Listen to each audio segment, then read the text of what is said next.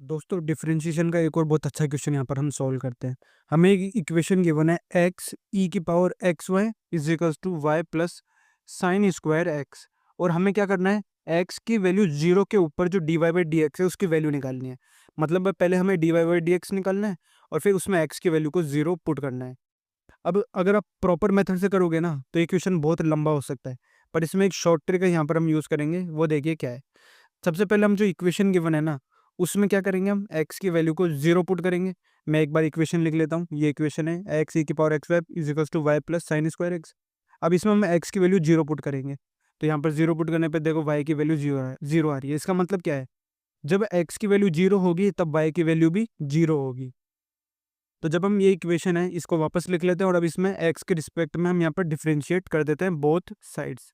तो यहाँ पर प्रोडक्ट रूल लगेगा लेफ्ट हैंड साइड में, तो उसका डिफरेंशिएशन ये आ जाएगा और एक्स वाई का डिफरेंशिएशन हो जाएगा y plus x d y by d x. और राइट हैंड साइड में क्या हो जाएगा, d y by d x plus two sine x cos x. अब हमें पता है हमें डिफरेंशिएशन जो है ना d y by d x, उसकी वैल्यू क्वेश्चन में कहाँ पूछी है, at x is equal to zero पूछी है। तो हम क्या करेंगे, एक्स की वैल्यू को जीरो पुट करेंगे और जब एक्स की वैल्यू जीरो है तो वाई की वैल्यू भी जीरो होगी, दोनों एक साथ होगा।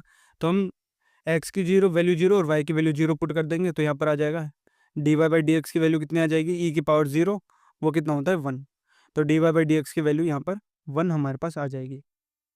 तो ये एक छोटा सा कंसेप्ट था, इसके अंदर हमें जो एक्स की वैल्यू जीरो है उसके साथ आप वाई की वैल्यू भी जीरो एक साथ रखेंगे। क्यों, क्योंकि जब एक्स की वैल्यू जीरो है तब वाई की वैल्यू जीरो है।